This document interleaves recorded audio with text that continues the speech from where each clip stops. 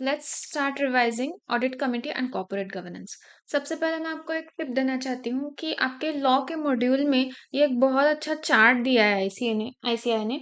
ये सभी LODR regulations के चैप्टर के एंड में एकदम यहाँ पे page number 66 of the module, यहाँ पे आपको ये चार्ट मिलेगा। यहाँ से आप कंपैरेटिव रिवीजन कर सकते हो सो दैट आपका कंफ्यूजन कम से कम हो और आप एमसीक्यू में मार्क्स लूज ना करे। तो एक दो ही चीजें हैं जो ऑडिट में अलग है लॉ से रिलेटेड। अभी मैं ऑडिट के मॉड्यूल से ही आपको पढ़ाऊंगी, लेकिन मुझे आपको बस बताना था कि आप इस चार्ट से पढ़ोगे तो आपका कंपैरेटिव रिवीजन हो जाएगा और आपको चीजें बहुत क्लियर हो जाएगी किसकी इसमें क्या लिमिट है, क्या minimum maximum number of directors in any committee वगैरह, ये सब आपको ठीक से याद रहेगा। सो आई वुड सजेस्ट कि आप यहाँ से पढ़ो सो दैट आप मार्क्स ना लूज करें। So let's directly start now. Corporate governance की main responsibility board of directors की होती है एंड उसका कंप्लायंस वगैरह इंश्योर करना ये ऑडिटर का एंड कंपनी सेक्रेटरी का काम होता है। तो ये बस एक बता दिया मैंने आपको सो दैट आपको आइडिया रहे कि हम पढ़ क्या रहे। नाउ यहाँ पे मैंने छोटे छोटे पॉइंट्स हाईलाइट किए हैं for MCQ purpose and you just have to watch this video for 2-3 times, आपको सब याद रह जाएगा। ये चैप्टर पेजेस वाइज भी बहुत कम है, लेकिन ये आपको जरूर 4 से 5 मार्क्स दे देगा, so don't ignore this chapter. Now, the LODR regulations are divided into two parts. First is the substantive provisions, मतलब जो main provisions है वो, and second are the procedural requirements. So substantive procedures जो है वो उसके main body में लिखे रहते हैं LODR regulations के, and जो procedural requirements है वो schedules के form में। जैसे हम कोई भी law पढ़ते हैं like GST law, तो जो कोई main चीजें होती है उसमें वो sections में रहती है और कोई procedural चीजें होती है वो rules में होती है। उसी तरह यहाँ पे main body में main चीजें हैं and schedules में थोड़ी कम इंपॉर्टेंट वाली चीज है। एंड these regulations, ये चैप्टर बेसिकली इन रेगुलेशंस पे ही बेस्ड है। So the regulations deal only with post listing requirements and exclude all the pre listing requirements. Listing हो गई तो बाद में आपको क्या करना है वो सब यहाँ पे लिखा है। लिस्ट होने से पहले क्या क्या चीजें होती है वो यहाँ पे कवर्ड नहीं है। Now what are the issues regarding corporate governance. तो कॉर्पोरेट गवर्नेंस में बहुत इश्यूज है, वो सॉल्व करने के लिए एलओडीआर बने हैं एंड एलओडीआर ने इन इश्यूज को एड्रेस किया है। तो क्या क्या इश्यूज थे? So there is a shortcut for this which is not actually true, that is Mrs CAVS. So MRS, M stands for management discussion and analysis, R stands for risk management, S stands for subsidiary companies की management, C stands for CEO CFO, A stands for auditors, V stands for visual mechanism, and S stands for shareholders. So this trick is not true, but it is Mrs. CAVS. And इसका answer ये है कि LODR regulations ने क्या क्या issues solve किए, उसका ये आंसर है। सो पढ़ा नहीं रही हूँ, बस रिवाइज करवा रही हूँ, इसलिए I just go forward now. Now applicability, it is applicable obviously to listed entity because LODR के full form का L stands for listing। अब कौन सी कंपनी को लिस्टेड कंपनी मानते हैं? तो उस कंपनी को जिसकी कोई सिक्योरिटीज स्टॉक एक्सचेंज पे लिस्टेड है। तो वो पढ़ते हैं कि क्या क्या सिक्योरिटीज होती है। तो पहले तो है स्पेसिफाइड सिक्योरिटीज। स्पेसिफाइड क्या है is not in the syllabus, but listed were on the main board और एसएमई एक्सचेंज और इनोवेटर्स ग्रोथ प्लेटफॉर्म। इन तीनों में कहीं भी अगर आपकी स्पेसिफाइड सिक्योरिटीज लिस्टेड है then you are a listed company. And not just your shares, your non convertible securities, IDRs, security debt instrument, security receipts, mutual funds के यूनिट्स या फिर कोई भी और सिक्योरिटीज अगर कोई स्पेसिफाइड है, specified is not in the syllabus, तो बेसिकली ये समझ लो कुछ भी अगर आपका लिस्टेड है then you are a listed entity. अब यहाँ पे इन्होंने दिया है कि ये जो प्रोविजंस है वो मार्केट कैपिटलाइजेशन के बेसिस पे अप्लाई होती है। मतलब कुछ प्रोविजंस ऐसी है कि आपका थोड़े एक अमाउंट, सपोज 1000 करोड़ के ऊपर ऊपर अगर आपका मार्केट कैप है तो आपको कुछ प्रोविजंस अप्लाई हो जाएंगे। एंड यहाँ पे ऐसा बोला है कि बाद में भले ही आप वो थ्रेशोल्ड के नीचे चले आओ फिर भी the provisions shall continue to apply, for ever के लिए अप्लाई हो जाएंगे अगर एक बार अप्लाई हो गई। And same is the case in case of value of listed debt securities, outstanding listed debt securities. उसका भी एक थ्रेशोल्ड होता है कि इससे ज्यादा अगर आउटस्टैंडिंग है तो कुछ चीजें एप्लीकेबल हो जाएगी, बाद में आप उसके नीचे भी चले आओ तो भी वही कंटिन्यू रहेगा। ओके, अब पढ़ते हैं मेन चीजें। तो सबसे पहले मॉड्यूल बताता है कि एलओडीआर रेगुलेशंस के हिसाब से ऑडिट कमेटी कैसे होनी चाहिए। हमने जो पहले पढ़ के रखा था वो था कंपनीज एक्ट के हिसाब से ऑडिट कमेटी कैसे होनी चाहिए एज पर सेक्शन 177, लेकिन यहाँ पे हम एलओडीआर के बारे में पढ़ेंगे। अगर किसी कंपनी को, ऑब्वियसली कंपनी को कंपनीज एक्ट तो एप्लीकेबल होगा ही, लेकिन अगर कोई लिस्टेड है तो उसको कंपनीज एक्ट एंड एलओडीआर दोनों को फॉलो करना पड़ेगा। ऐसी कमेटी बनानी पड़ेगी जो जिस एक्ट में रेगुलेशन ज्यादा स्ट्रिक्ट है उसको कंप्लाई करे, सो दैट लीनियंट वाले को भी वो ऑटोमेटिकली कंप्लाई कर लेगी।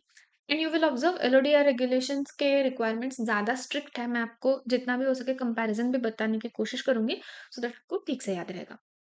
अब इसके लिए मैंने डायग्राम बनाया है, आपको बस ये इतना सा याद रखना है, तो आपके ऑडिट कमेटी का पूरा हो जाएगा अंडर एलओडीआर। ऐसे इमेजिन करो कि ये आपकी ऑडिट कमेटी है, ये आपके सारे मेंबर्स है ऑडिट कमेटी के। तो सबसे पहले तो 3 मिनिमम डायरेक्टर्स होने चाहिए, 1, 2, 3, ये हमारे 3 मिनिमम डायरेक्टर्स हैं। इनमें भी 2 टाइप्स ऑफ कंपनीज रहती है, यहाँ पे दिया गया है। सुपीरियर राइट इक्विटी शेयर्स नाम की एक चीज होती है। अगर किसी कंपनी के पास ऐसे एसआर इक्विटी शेयर्स है तो केस अलग होगी, और नहीं है तो केस अलग होगी। तो देखते हैं क्या होता है। मिनिमम तो 3 डायरेक्टर्स होने चाहिए, ये हमने सीख लिया। अगर किसी कंपनी के पास एसआर शेयर्स है तो सारे के सारे, 3 हो, 4 हो, 50 हो, 30 हो, 40 हो, कितने भी डायरेक्टर्स हो उस कमेटी में, सारे के सारे इंडिपेंडेंट होने चाहिए। याद रखिए, इंडिपेंडेंट और non independent is different than executive non executive, दोनों चीजें अलग अलग है, आपको अलग अलग याद रखना पड़ेगा। अगर एसआर है तो जितने भी मेंबर्स है आपके ऑडिट कमेटी के वो सारे इंडिपेंडेंट होने चाहिए, और अगर एसआर नहीं है, there are no superior right equity shares, at least two third या मोर चलेंगे इंडिपेंडेंट, उससे कम नहीं चलेगा। Minimum 3 directors, at least two third independent, and if you are having outstanding SR shares, then in that case all of them should be independent.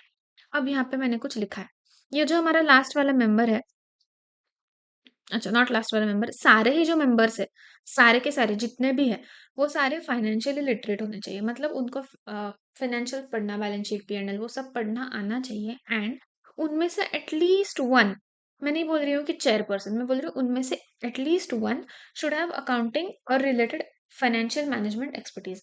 अब ये expertise आप आगे का पैराग्राफ एक्सप्लेनेशन पढ़ोगे तो आपको समझ में आएगा, इसमें प्रैक्टिकल एक्सपर्टीज भी आती है कि आप कोई सीईओ सीएफओ बने हो, किसी रहे हो किसी कंपनी में, then that is considered as having expertise in these areas.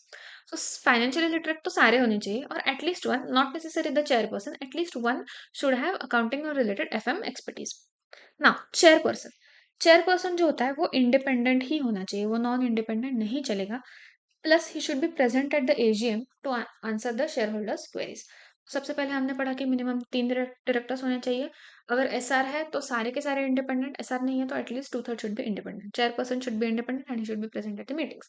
सारे के सारे should be financially literate, at least one of them should have accounting और रिलेटेड फाइनेंशियल मैनेजमेंट एक्सपर्टीज। बस इतना ही पढ़ाया है हमने। अब ये जो हमारी कमेटी है, ऑडिट कमेटी, ये साल में 4 बार मिलेगी, 4 बार बैठेगी, काम करेगी, और किसी भी 2 मीटिंग्स के बीच का गैप 120 डेज से ज्यादा नहीं होना चाहिए। 120 डेज चलेगा, उससे ज्यादा नहीं चलेगा। और ऐसे नहीं बोला है कि between 2 financial years, between 2 board meetings. अगर इस साल की मेरी फाइनेंशियल ईयर के एंडिंग की मीटिंग 31 मार्च को होती है, 31 मार्च 2023, सपोज उसके बाद 120 दिन हो जाएंगे, समझो समझो 31 जुलाई को हो गए, तो you have to hold the next board meeting, sorry audit committee meeting, before 31 July. You can not say कि वो फाइनेंशियल ईयर खत्म हो गया, उसकी वो लिमिट खत्म हो गई, अब हम कभी भी होल्ड कर सकते हैं, नहीं। कोई भी 2 मीटिंग्स के बीच में मोर देन 120 डेज का गैप नहीं चलेगा।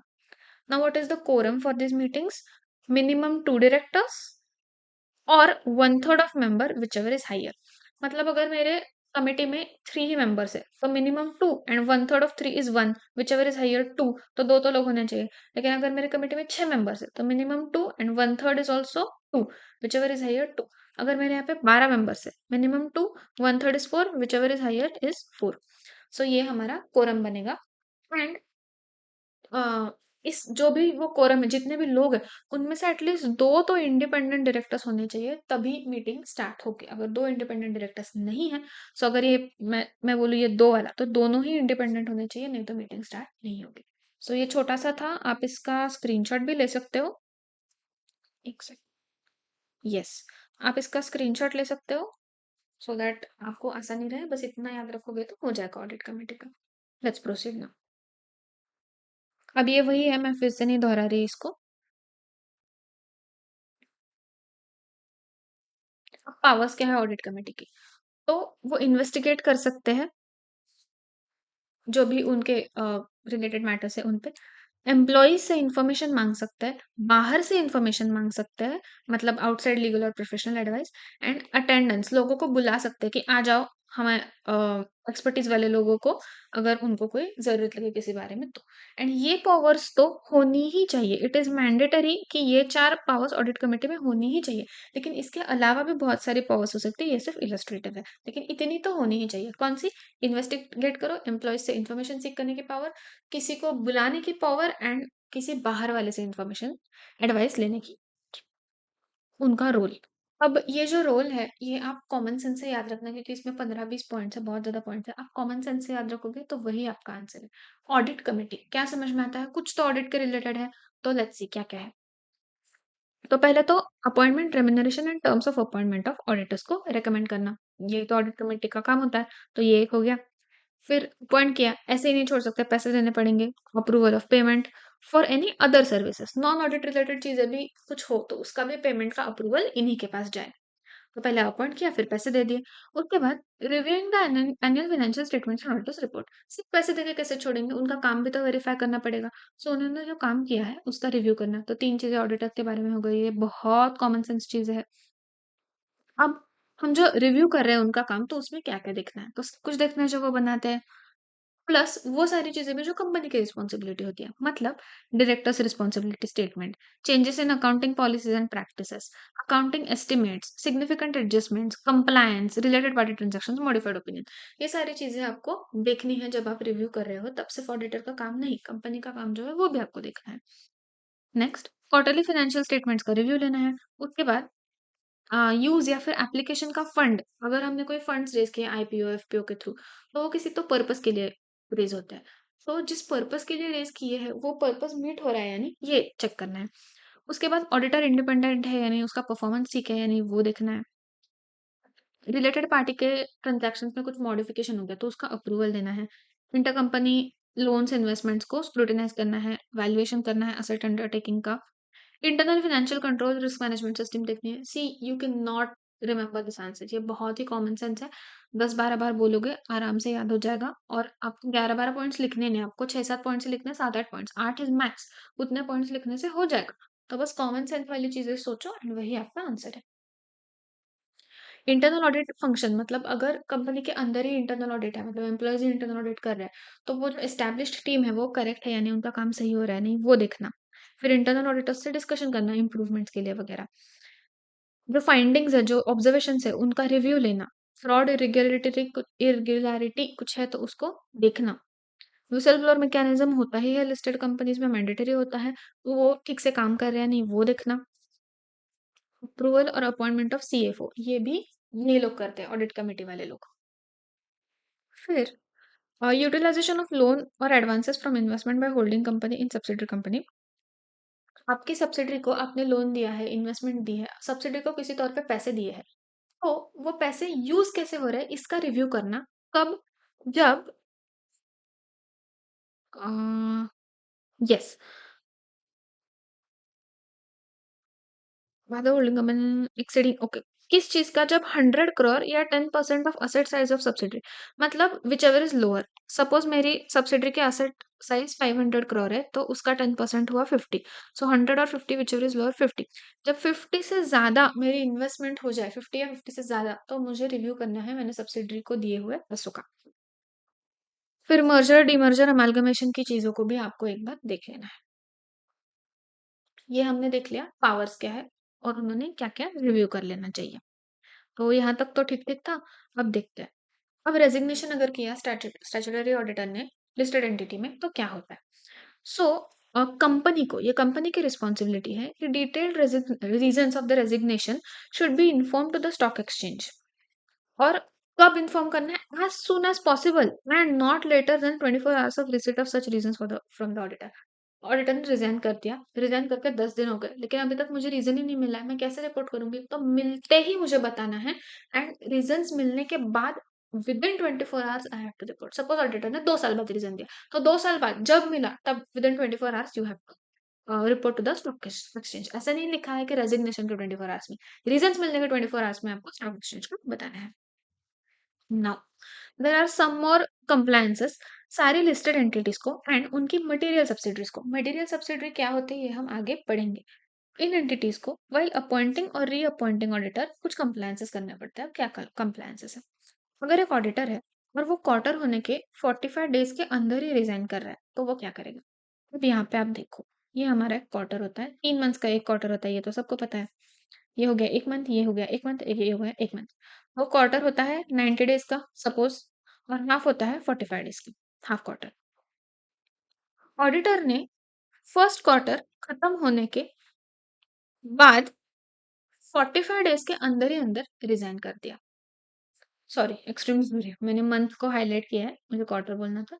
तो फर्स्ट क्वार्टर खत्म हो गया, सपोज यहाँ पे फर्स्ट, इसके पहले जो क्वार्टर था वो खत्म हो गया, और उसके बाद विद इन 45 डेज, मतलब नेक्स्ट क्वार्टर आधा भी नहीं हुआ है उससे पहले ही उसने रिजाइन कर लिया, तो उसकी जिम्मेदारी है कि वो यहाँ तक का ऑडिट रिपोर्ट दे के चला जाए, क्योंकि जो नेक्स्ट क्वार्टर है उसका आधा भी वो नहीं रहा है हमारे साथ, तो वो क्यों उसका रिपोर्ट देगा?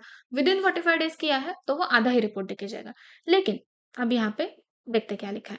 With in 45 days if he resigns, then before resignation he should issue the report for such quarter. Such मतलब क्या? पहले वाला क्वार्टर।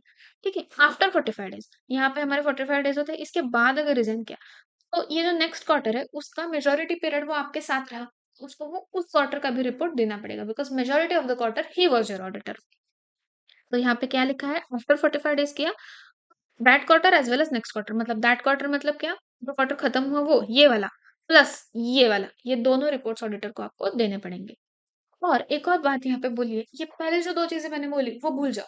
अगर ऑडिटर लास्ट क्वार्टर में रिज़ाइन करता है, भले ही वो with in 1 day of completion of third quarter हो, 45 डेज़ क्या, 90 डेज़ क्या, एक ही दिन हुआ है थर्ड क्वार्टर को खत्म होके, लेकिन 3 क्वार्टर्स अगर वो आपका ऑडिटर रहा है, तो उसको पूरे साल का देना पड़ेगा। फॉर द फर्स्ट 3 क्वार्टर्स के बाद अगर वो रिज़ाइन कर रहा है, तो लास्ट क्वार्टर का मतलब फोर्थ क्वार्टर का भी देना पड़ेगा, एज़ वेल एज़ पूरे फाइनेंशियल ईयर का भी रिपोर्ट देना पड़ेगा। सो 3 साल अगर आप रुकते हो, तो आपको पूरा काम करके ही जाना पड़ेगा। Okay? Now other conditions listed entity and material subsidiary के लिए। सो अगर ऐसा हुआ कि नॉन अवेलेबिलिटी ऑफ इंफॉर्मेशन या फिर non cooperation by management, information नहीं दी गई, कॉर्पोरेशन कोऑपरेशन नहीं किया, तो अगर ऑडिटर रिजाइन कर रहा है या फिर ऑडिटर रिजाइन करना चाहता है, तो ऑडिटर पहले अप्रोच करेगा चेयरमैन ऑफ ऑडिट कमेटी को, क्योंकि ऑडिट कमेटी जैसे कंपनी के लिए होती है वैसे ऑडिटर के लिए भी होती है, दोनों लोग ऑडिट कमेटी से ही बात करते हैं। तो पहले ऑडिटर जाकर अप्रोच करेगा कि मुझे इन्फॉर्मेशन नहीं मिली। ऑडिट कमेटी ने स्पेशल मीटिंग वगैरह, मीटिंग का वेट वगैरह मत करो, डायरेक्टली उसके जो भी ऑडिटर का कहना है उसको सुन लो, ऐसा बोल रहे हैं एलओडीआर रेगुलेशंस। फिर अगर ऑडिटर बोलता है कि नहीं मैं तो रिजाइन करूंगा, तो फिर ये बात भी ऑडिट कमेटी के नोटिस में आ जानी चाहिए। किसी को अगर पता है तो सब उन्होंने ऑडिट कमेटी को बोल देना चाहिए। और अगर रेजिग्नेशन इन्हीं रीजंस की वजह से है, इंफॉर्मेशन नहीं मिली या फिर एक्सप्लेनेशन नहीं दिया गया, तो ऑडिटर ने ही ऑडिट कमेटी को बता देना चाहिए कि क्या इन्फॉर्मेशन नहीं मिली जिसकी वजह से मैं रिजाइन कर रहा हूँ।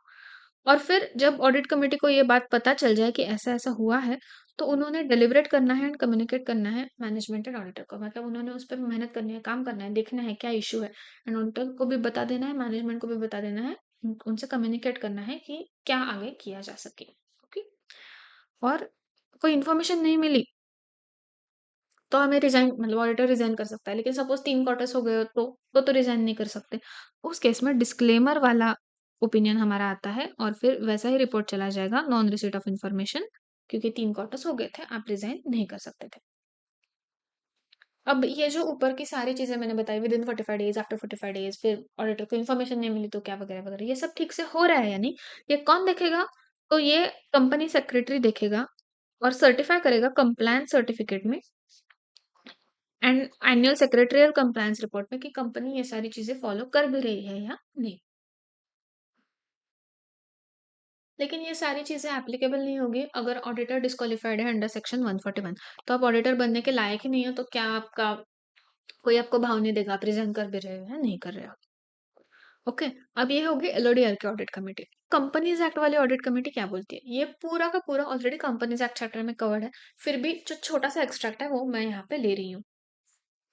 तो ऑडिट कमिटी एप्लीकेबल किसको है? तो सारी वो पब्लिक कंपनीज जिनका paid up share capital 10 crore और मोर है, सारी पब्लिक कंपनीज जिनका टर्नओवर 100 करोड़ या मोर है, सारी पब्लिक कंपनीज जिसके outstanding loans, debentures, deposits 50 crore से ज्यादा है। It is not greater than equal to, no it is greater than, and यहाँ पे it is greater than equal to, greater than equal to, please remember this. ऐसी companies का audit committee mandatory है।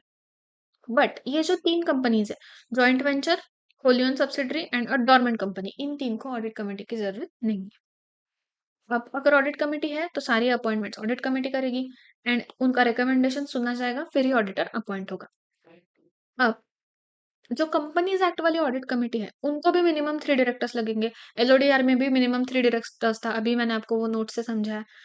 और जो एलओडीआर वाली है वहां पे इंडिपेंडेंट डायरेक्टर्स की एटलीस्ट 2/3 इंडिपेंडेंट डायरेक्टर्स होने चाहिए। एसआर है तो सारे इंडिपेंडेंट होने चाहिए, लेकिन यहाँ पे थोड़े से लीनियंट प्रोविजंस है।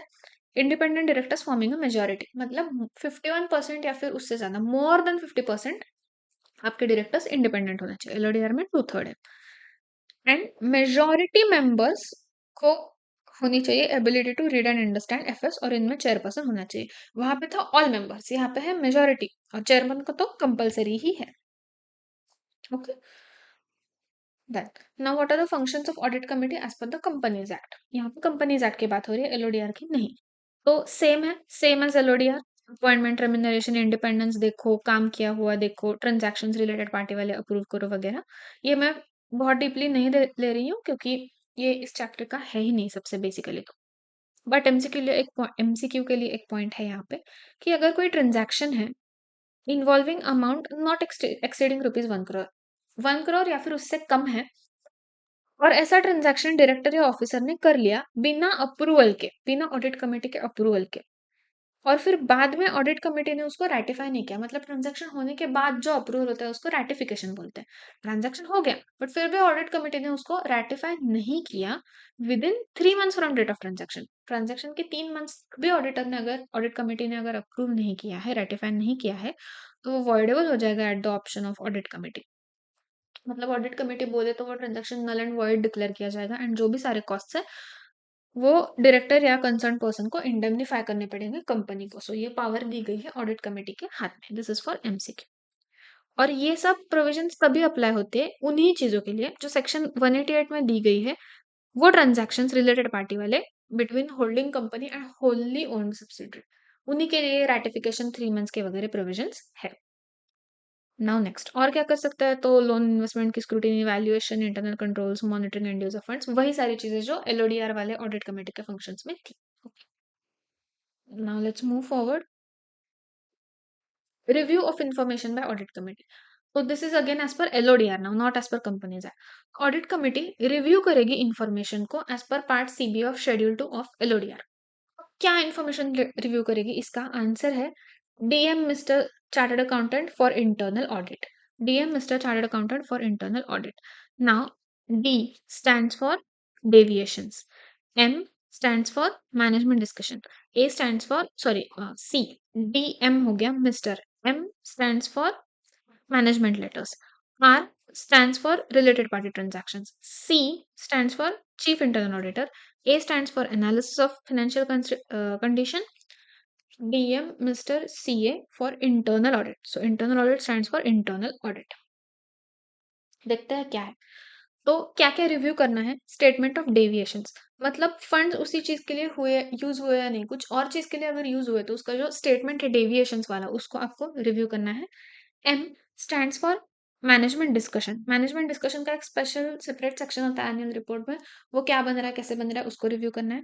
उसके बाद M again stands for management letters, मतलब आपने सीए इंटर में पढ़ा होगा, एसेज में internal control weakness, management letters, ऐसी सारी चीजें होती है जिसमें कंपनीज की डेफिशिएंसीज हाईलाइट होती है इंटरनल कंट्रोल्स की, वो सारे लेटर्स आपको देखना है। डी एम मिस्टर, एम हो गया R, R stands for related party transaction के स्टेटमेंट्स आपको देखने हैं।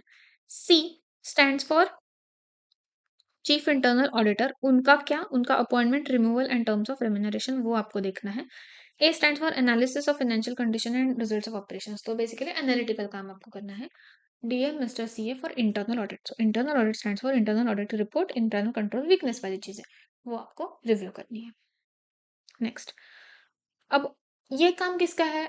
ये काम हमारे ऑडिट कमेटी का है। लेकिन ऑडिटर का क्या काम है? तो ऑडिटर ने मिनट्स बुक से देखना है कि ऑडिट कमेटी ने ये सारी चीज़ें की है या नहीं। और डायरेक्टर्स रिपोर्ट जो है, उसमें management discussion and analysis report अभी मैंने जो आपको बताया, वो उसका पार्ट बन रहा है या नहीं, ये देखना ऑडिटर का काम है। और AS 17 का कंप्लायंस हो रहा है या नहीं सेगमेंट रिपोर्टिंग, वो देखना भी ऑडिटर का काम है। एंड बेसिकली ऑडिट कमेटी का काम है, एंड ऑडिट कमेटी देख रही है या नहीं, ये देखना ऑडिटर का काम है। Okay, now next regulation is role of auditor in audit committee and corporate governance in. अब रेगुलेशन बोलता है कि representative of statutory auditor when required shall be invited to the meetings of the audit committee. जब audit committee बुलाएगी तो statutory auditor को या उसके रिप्रेजेंटेटिव को मीटिंग में आना पड़ेगा। सिमिलरली कंपनी के KMPs को भी आना पड़ेगा। लेकिन उनको आने का हक तो है, लेकिन उनको वोटिंग का हक नहीं है, ना ऑडिटर को ना KMP को। प्लीज रिमेंबर, इन दोनों को भी हक नहीं है, सिर्फ ऑडिट कमेटी के मेंबर्स ही वोट कर पाएंगे। नेक्स्ट, ऑडिटर्स रिस्पॉन्सिबिलिटी है verification and certification of factual implementation. जैसे मैंने बोला, कॉर्पोरेट गवर्नेंस किसकी रिस्पॉन्सिबिलिटी है? मैनेजमेंट की। लेकिन वो कंप्लाई कर रहे हैं नहीं, इसका सर्टिफिकेट देना, वो ठीक से कर रहे हैं नहीं, कर रहे हैं या नहीं, ये देखना, ये वेरीफाई करना ऑडिटर का काम। बट ये देखना हमारा बस काम है। It is neither an audit as such, ये खुद एक ऑडिट नहीं है, ना ही एक्सप्रेशन ऑफ ओपिनियन है। इसमें कोई क्वालिफाई, मॉडिफाई, एडवर्स ऐसा कुछ नहीं होने वाला। आपको बस देखना है, आपको बस रिपोर्ट करना है। Next, verification regarding composition of board. Next regulation talks about board of directors. अभी तक हम ऑडिट कमेटी देख रहे थे, अब हम बोर्ड ऑफ डायरेक्टर्स देखेंगे। सो मिनिमम अब कितने मेंबर्स होने चाहिए, ये यहाँ पे बोला ही नहीं गया है कहीं पे भी LODR में कि बोर्ड ऑफ डायरेक्टर्स में कितने मेंबर्स होने चाहिए। ये बोला गया है कि कैसे होने चाहिए। सो मोर देन और equal to 50% should be non executive. Non executive होने चाहिए 50% या फिर उनसे ज्यादा, प्लस उनमें एक तो वुमेन डायरेक्टर होनी चाहिए। More than equal to one women director. So more than equal to 50 non executive, more than equal to one women director. And अगर आप टॉप 1000 लिस्टेड एंटिटीज में से हो, ये कैसे डिसाइड होता है? मार्केट कैपिटलाइजेशन से।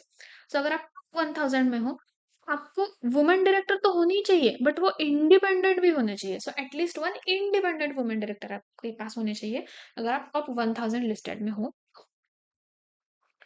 ना। अगर आप लिस्टेड हो तो आपके जो नॉन एग्जीक्यूटिव डायरेक्टर्स है, उनकी एज 75 से ज्यादा नहीं होनी चाहिए। जैसे उनका 75th बर्थडे हो जाए, they will cease to be your non executive directors. उनसे ज्यादा आप नहीं रख सकते किसी भी नॉन एग्जीक्यूटिव डायरेक्टर्स की एज को। बट अगर रखना है तो स्पेशल रेजोल्यूशन पास करना पड़ेगा। In that case it is all right, ये यहाँ पे लिखा गया है। अब जो मैं इसके आगे आपको चीजें बताऊंगी वो लिस्टेड एंटिटीज को एप्लीकेबल है in case of directorships as well as alternate directorships. अगर आप कोई ऑल्टरनेट डायरेक्टर हो जो आपने लॉ में पढ़ा होगा, उस केस में भी ये चीजें आपको अप्लाई हो जाएंगी। ऐसे नहीं है कि सिर्फ नॉर्मल डायरेक्टर को ही है। ओके, सो अगर कोई पर्सन लिस्टेड कंपनी का डायरेक्टर है, तो वो टोटल मैक्सिमम 7 लिस्टेड एंटिटीज में डायरेक्टर हो सकता है। अनलिस्टेड में वी डोंट केयर, लेकिन लिस्टेड साथ ही होने चाहिए। 8वें अनलिस्टेड हो तो चल जाएगा। सो मैक्सिमम 7 लिस्टेड एंटिटीज में you can be a director और ऑल्टरनेट डायरेक्टर।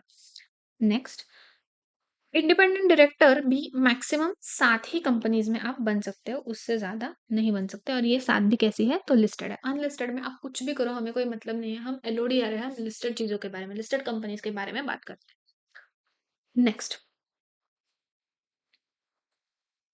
और ये जो है यहाँ पे लिस्टेड का मतलब सिर्फ वही कंपनीज जिनके इक्विटी शेयर्स लिस्टेड है। अगर आपके डिबेंचर्स वगैरह लिस्टेड है, then you are not considered as a listed company for these provisions. Okay, so सिर्फ इक्विटी शेयर्स लिस्टेड है, then you are a listed company for us.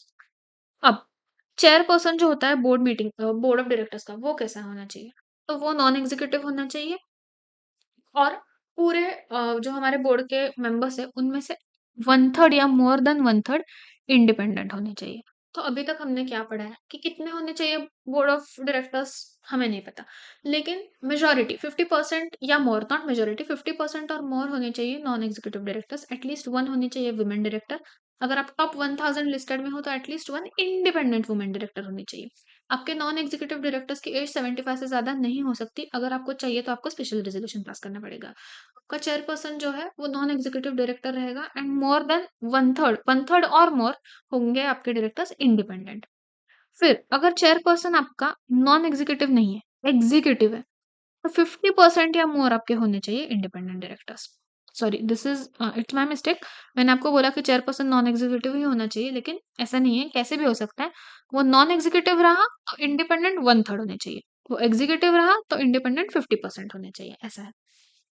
Next, chairperson executive non executive छोड़ो, खुद promoter है company का या relative है promoter का, तो उस केस में भी 50% या मोर होने चाहिए आपके इंडिपेंडेंट डायरेक्टर्स। ओके। और ये जो हम कैलकुलेट करते हैं नंबर ऑफ डायरेक्टर्स, ये राउंड अप होगा टू द नेक्स्ट इंटीजर। मतलब अगर मेरे डायरेक्टर्स 7 है, बोर्ड ऑफ डायरेक्टर्स 7 है, तो उसका 1/3 क्या आएगा? सो 7/3 क्या होता है? 2 point something something something. So it will be rounded off to 3, ऐसा उनका कहना है।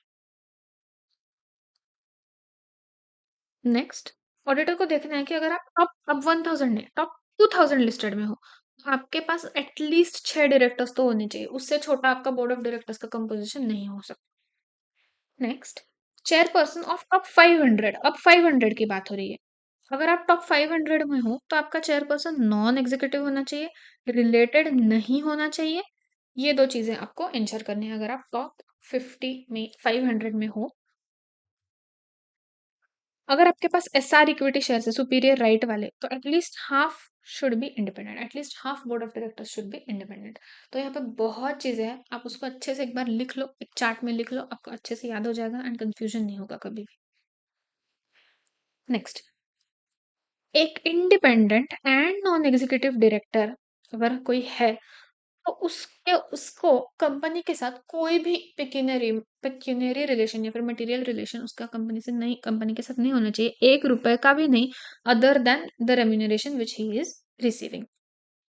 और किससे नहीं होना चाहिए? तो होल्डिंग सब्सिडरी एसोसिएट और द प्रमोटर्स और directors and the entity itself. तो इसको मैं कैश बोलती हूँ।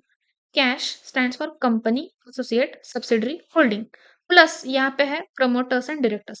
इनके साथ, इनमें से किसी के भी साथ मटेरियल पेक्यूनरी रिलेशनशिप नहीं होनी चाहिए उस इंसान की, जो इंडिपेंडेंट डायरेक्टर है या नॉन एग्जीक्यूटिव डायरेक्टर है। उसको सिर्फ उसका रेम्यूनरेशन मिलना चाहिए, बाकी 1 रुपया भी उसको नहीं मिलना चाहिए। और ये किस टाइम फ्रेम में देखना है? To immediately preceding financial years, इससे पहले के 2 साल तक आपको ये देखना है, एंड करंट साल में तो देखना ही देखना है। प्लस वो इंसान नहीं होना चाहिए, वो या उसका relative material supplier, service provider या फिर कस्टमर या फिर लेसर या फिर लेसी, वो या उसका रिलेटिव, ये सब चीजें नहीं होना चाहिए, तो ही आप बन पाओगे इंडिपेंडेंट नॉन एग्जीक्यूटिव डायरेक्टर।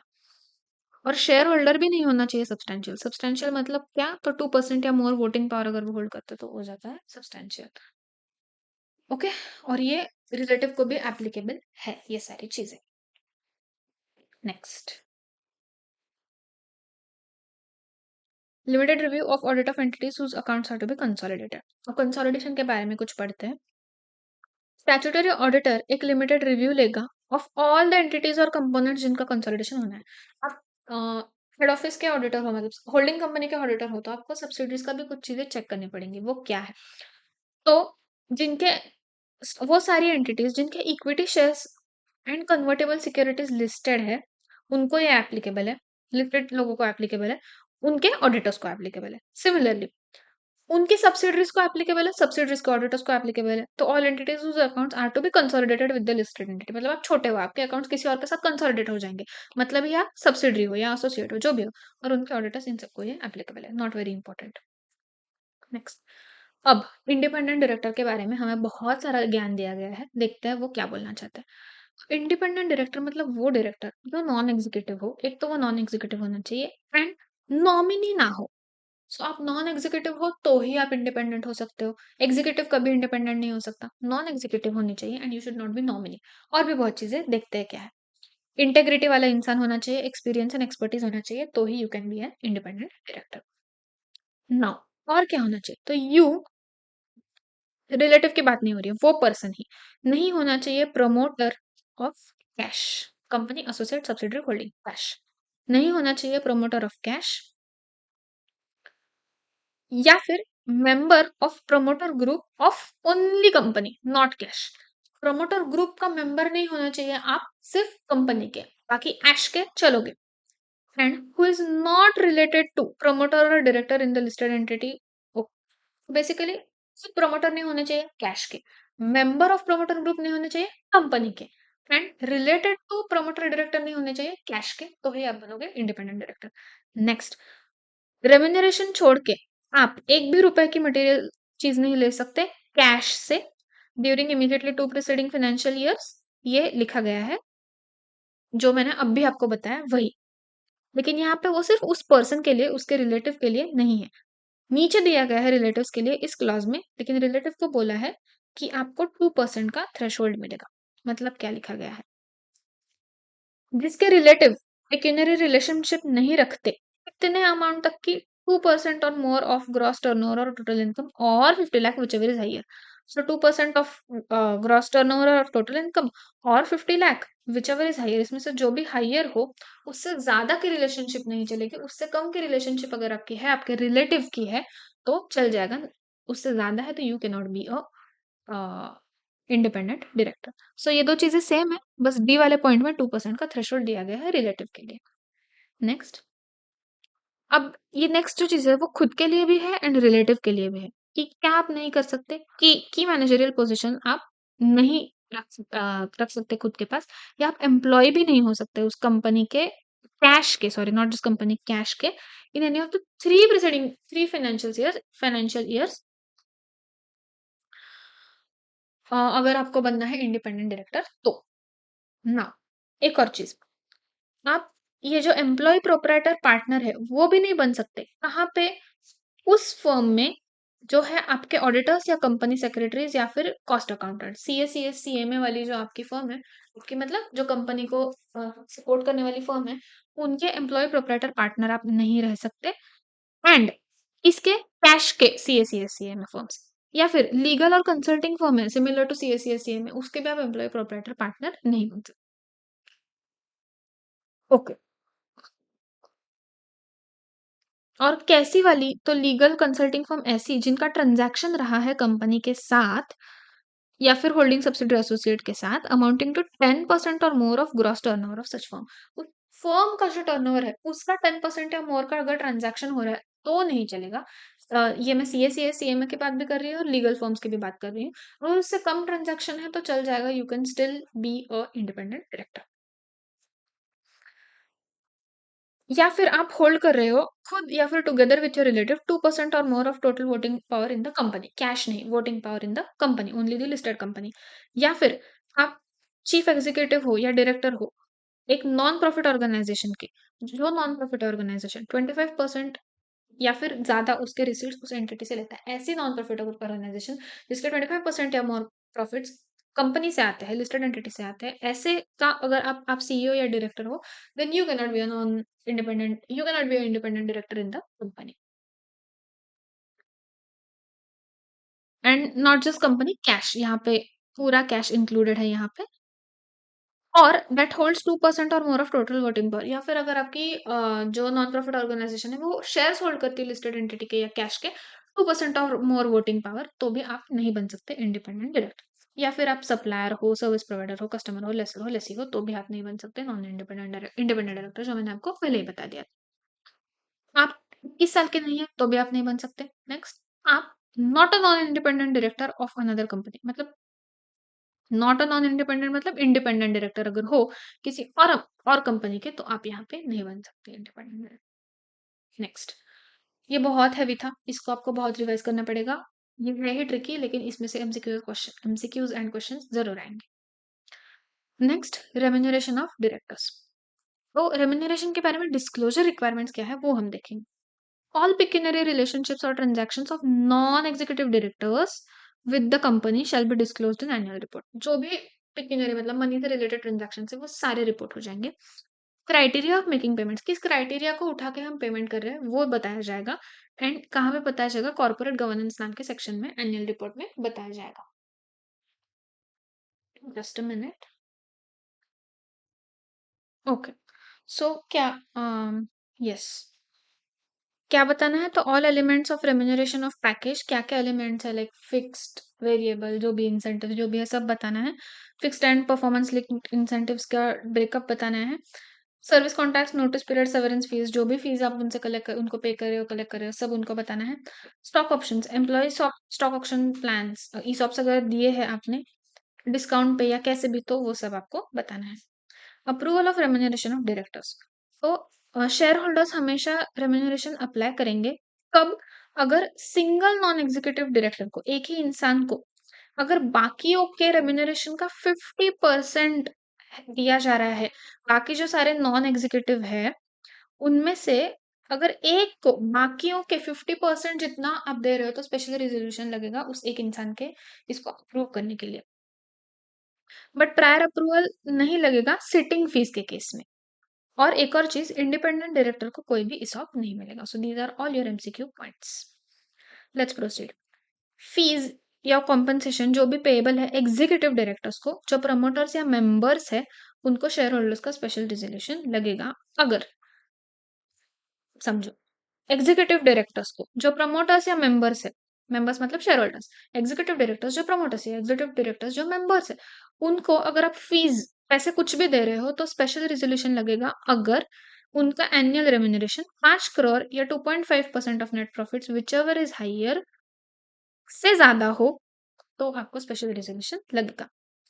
या फिर एक से ज्यादा डायरेक्टर अगर है तो 5% ऑफ नेट प्रॉफिट से ज्यादा हो तो फिर वो 2.5, सॉरी, या 2.5% ऑफ नेट प्रॉफिट की जगह वो बन जाएगा 5% of net profit and 5 crore हट जाएगा। सो अगर मोर देन 1 है तो 5% ऑफ नेट प्रॉफिट से ज्यादा अगर आप रेम्यूनरेशन दे रहे हो सबको मिला के, तो आपको स्पेशल रेजोल्यूशन लगेगा। अब ऑब्लिगेशंस देखने हैं हमें कुछ की मैनेजरियल पर्सन के रिगार्डिंग। तो यस, अभी भी हम बोर्ड मीटिंग्स पे ही है, तो यहाँ पे उन्होंने बोला है कि this is just like audit committee, 4 बार साल में मिलेगी, गैप 120 डेज से ज्यादा नहीं होना चाहिए।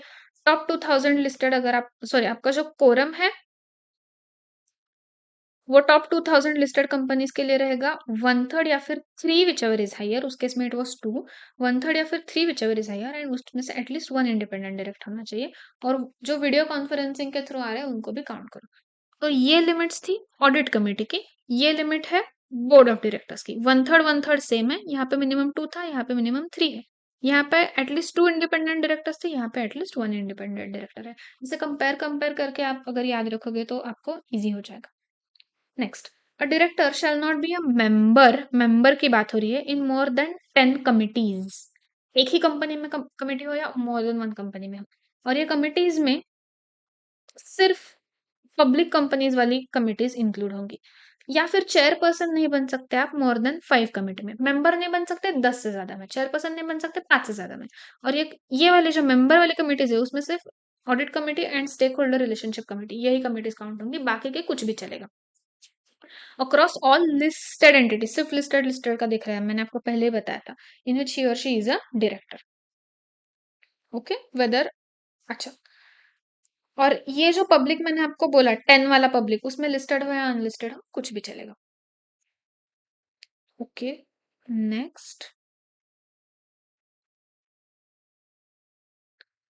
अगर आप स्पेसिफाइड आईएफएससी पब्लिक या प्राइवेट कंपनी हो तो आपको first board meeting 60 days of incorporation में रखनी है। तो इनकॉर्पोरेशन होने के 60 डेज में आपको पहली बोर्ड मीटिंग रखनी है। एंड उसके बाद 1 meeting in each half of the calendar year, मतलब जनवरी से जून में एक मीटिंग होनी चाहिए, जून से दिसंबर में एक होनी चाहिए, ऐसे साल में एटलीस्ट 2 मीटिंग्स होनी चाहिए specified IFSC public and private company के केस में। नेक्स्ट, अब कोड ऑफ कंडक्ट। तो बोर्ड ने एक कोड ऑफ कंडक्ट बनाना चाहिए, ऐसा एलओडीआर का कहना है। किसके लिए? बोर्ड मेंबर्स के लिए एंड सीनियर मैनेजमेंट के लिए। अब बनाया है तो उसको अध्ययन करना पड़ेगा, अफर्म करना पड़ेगा, उसको फॉलो करना पड़ेगा। एनुअल रिपोर्ट में बताना पड़ेगा, डिक्लेरेशन देना पड़ेगा साइन करके कि यस हमने ये बनाया है। उसके बाद वो वेबसाइट पे भी पोस्ट करो एंड उसमें ड्यूटीज ऑफ इंडिपेंडेंट डायरेक्टर्स ये भी स्पेशली इनकॉर्पोरेट करो। फिर से एक बार, क्या बोला मैंने कि कोड होना चाहिए, उसको परफॉर्म करना चाहिए, फिर डिक्लेरेशन देना चाहिए कि यस कोड बनाया था, उसको पोस्ट करो वेबसाइट पे एंड उसमें इंडिपेंडेंट डायरेक्टर्स के स्पेशल ड्यूटीज लिख दो। विजिल मैकेनिज्म, तो विजिल मैकेनिज्म बनाना चाहिए, ये पहली बात है। एंड विसल ब्लोअर पॉलिसी बनानी चाहिए। विसल ब्लोअर पॉलिसी मतलब किसी को कोई कंप्लेंट हो तो वो वहां जाके बता सकता है, उसका नाम सेफ रहेगा, कोई भी उस पर कोई एक्शन नहीं ली जाएगी, ऐसी एक पॉलिसी होती है, मैकेनिज्म होता है विसल ब्लोअर। तो सबसे पहले बोला है कि बनाओ। सेकंड, ऐसे बनाओ कि adequate safeguards of victimisation of director, मतलब जो कंप्लेंट कर रहा है उस पर कोई आंच नहीं आनी चाहिए, ऐसे सेफगार्ड्स आप रखो, उसका नाम अनोनिमस रहना चाहिए, ऐसे सेफगार्ड्स रखो। और कुछ बहुत ही सीवियर केस है तो उसको डायरेक्ट एक्सेस दो चेयरपर्सन ऑफ ऑडिट कमेटी का, पूरे कमेटी के साथ बात करने की जरूरत नहीं, डायरेक्टली चेयरपर्सन का एक्सेस दो, ऐसी कमेटी बनाओ। और ऐसा हमने बनाया है ये बताओ वेबसाइट पे भी और बोर्ड रिपोर्ट में भी। तीन छोटी सी चीजें आपको बताई गई है विजुअल मैकेनिज्म में। अब मटेरियल सब्सिडरी वगैरह ये सब क्या होता है वो देखता है, मैंने पहले आपको बताया था। सो रेगुलेशन 24 में अगर आप बात कर रहे हो तो 20% है, बाकी सारी चीजों में 10% है। अब क्या, मटेरियल सब्सिडी मतलब वो सब्सिडी जिसका इनकम या नेटवर्थ एक्सीड करता है 10% ऑफ कंसोलिडेटेड इनकम या नेटवर्थ रिस्पेक्टिवली। कंसोलिडेटेड सपोज 100 है मेरा इनकम, तो अगर मेरी सब्सिडी का 10 से ज्यादा है तो वो मटेरियल है। या फिर कंसोलिडेटेड असेट्स मेरे 1000 है, तो सब्सिडी के अगर 100 से ज्यादा है, तो मेरी मटेरियल सब्सिडी हो गई। और अगर मैं रेगुलेशन 24 में हूँ तो 10 की जगह हो जाएगा 20%, सो 20 रुपीज या 200 rupees. Now at least one independent director होना चाहिए on board of director of listed company, वो अनलिस्टेड मटेरियल। ओके, एक तो कॉमन डायरेक्टर होना चाहिए, इंडिपेंडेंट डायरेक्टर। मतलब यहाँ पे ऐसा लिखा है कि लिस्टेड का जो इंडिपेंडेंट डायरेक्टर है वो सब्सिडरी का डायरेक्टर होना चाहिए, इंडिपेंडेंट नहीं, डायरेक्टर तो एटलीस्ट होना चाहिए। नेक्स्ट, ऑडिट कमेटी भी रिव्यू करेगी फाइनेंशियल स्टेटमेंट्स को of unlisted subsidiary whether material और नॉट, ऐसा बस लिखा गया है। मिनट्स जो होंगे बोर्ड मीटिंग्स के सब्सिडरी के वो प्लेस हो जाएंगे एंटिटी के बोर्ड मीटिंग्स के साथ, और उसमें सिग्निफिकेंट ट्रांजैक्शंस एंड अरेंजमेंट्स लिखी गई रहेंगे। सिग्निफिकेंट ट्रांजैक्शन अरेंजमेंट वही है जो 10% वाला, सेम क्राइटेरिया। फिर एक कंपनी डिस्पोज ऑफ नहीं करेगी शेयर्स मटेरियल सब्सिडरी में जिससे रिडक्शन हो जाए शेयर होल्डिंग का 50% या उससे कम, मतलब पहले 70 था 50 हो गया 40 हो गया तो नहीं चलेगा। या फिर कंट्रोल छोड़ नहीं सकते without special resolution, special resolution करके ही ये चीजें आप करोगे। लेकिन अगर कोई वाइंडिंग अप हो रहा है, कोर्ट ट्रिब्यूनल इंसॉल्वेंसी आईबीसी के अंडर ये हो रहा है, तो स्पेशल रेजोल्यूशन नहीं लगेगा। सिमिलरली आप सेल डिस्पोज लीज नहीं कर सकते assets more than 20% of total assets of material subsidy, subsidy के जितने भी उससे 20% से ज्यादा आप नहीं सेल डिस्पोज लीज कर सकते विदाउट स्पेशल रेजोल्यूशन, एक्सेप्ट वो कोर्ट ट्रिब्यूनल या इंसॉल्वेंसी वाली केसेस। अब एक सेक्रेटरियल ऑडिट होता है जो होना चाहिए, और उसका एक रिपोर्ट होता है जो सीएस देता है आपको एनुअल रिपोर्ट के साथ। ये आपका कंप्लायंस बताया गया है रेगुलेशन 24A में। और वो सबमिट कब होता है, तो 60 days from end of financial year में तक आपको उसको सबमिट कर देना है।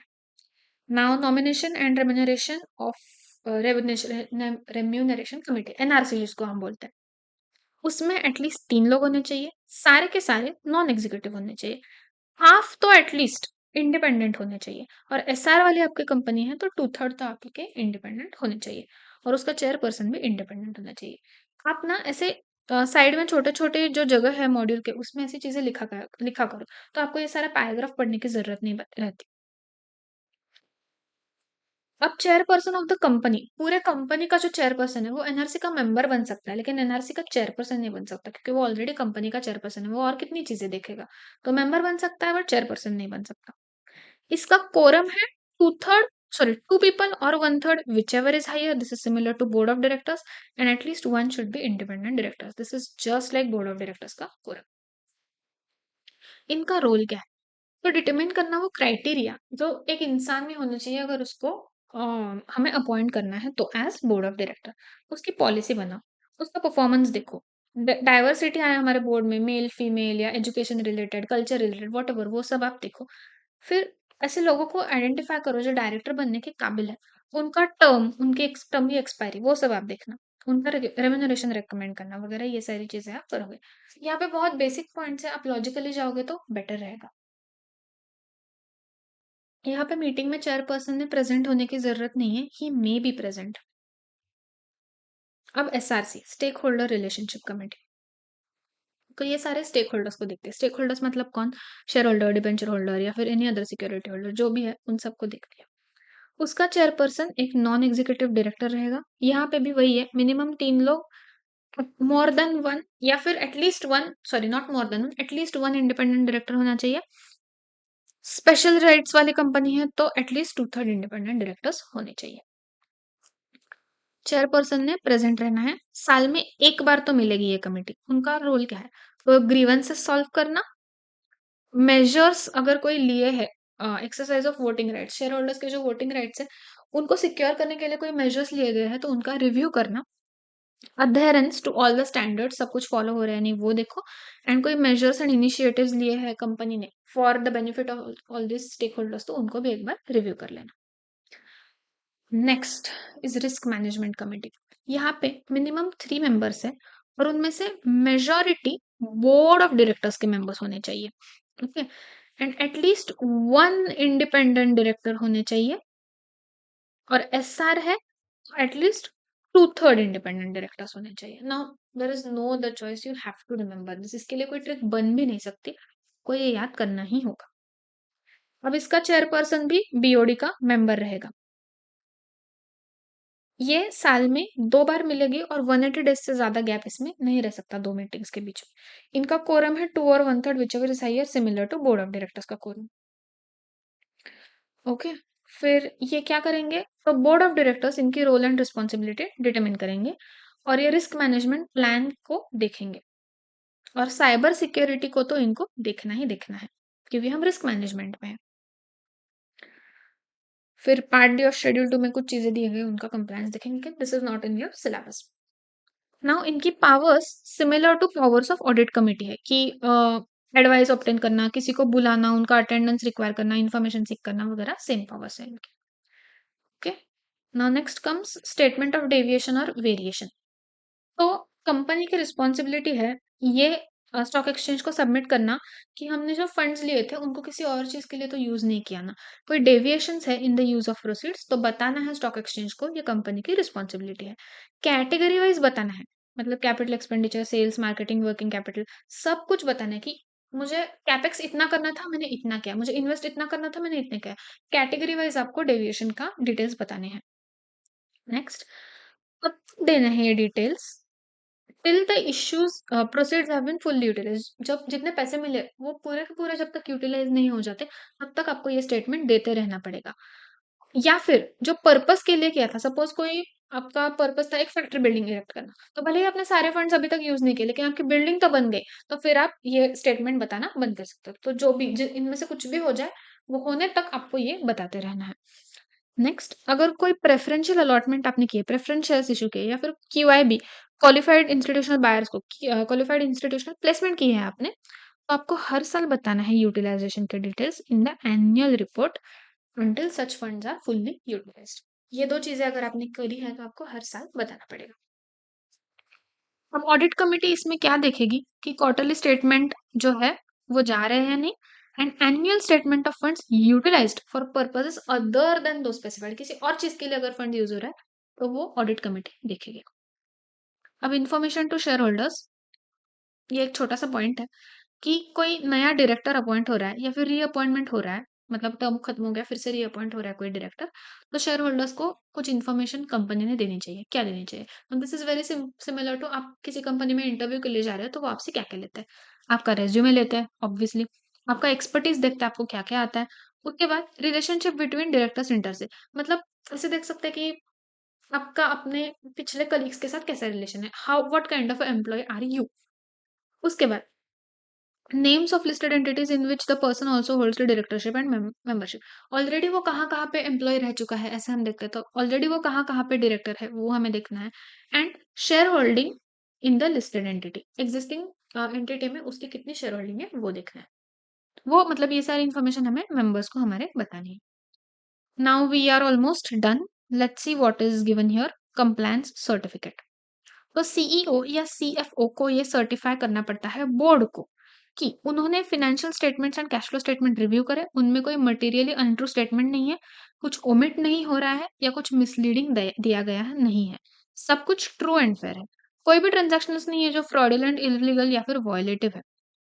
सीईओ सीएफओ रिस्पॉन्सिबिलिटी एक्सेप्ट करते हैं इंटरनल कंट्रोल्स बनाने की, मेंटेन करने की, इफेक्टिवनेस उन्होंने देखा है एंड उन्होंने ऑडिटर्स को ये बात डिस्क्लोज भी की है।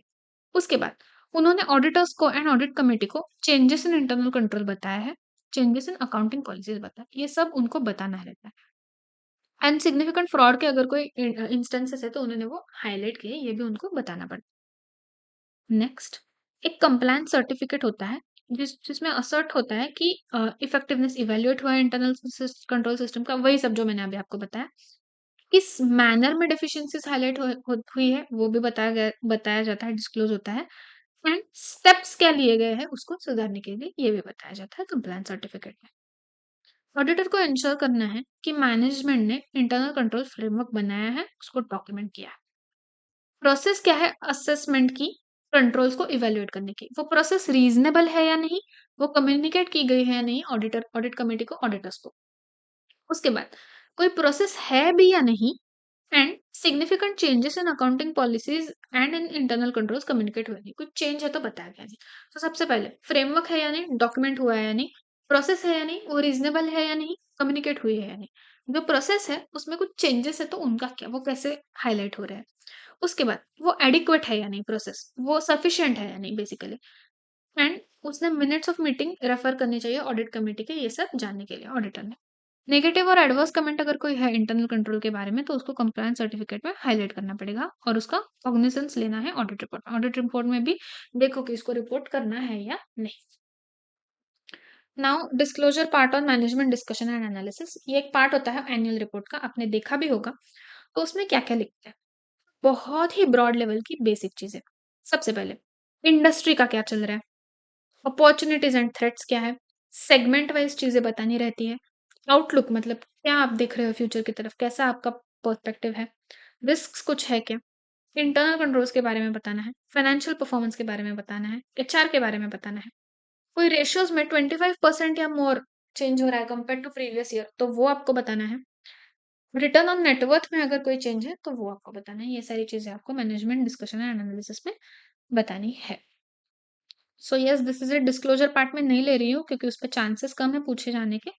लास्ट चीज, क्वार्टरली कंप्लायंस रिपोर्ट एक रहता है जो स्टॉक एक्सचेंज को क्वार्टर खत्म होने के 21 डेज में देना रहता है, साइंड बाय कंप्लायंस ऑफिसर और CEO. Now this is just an MCQ for you.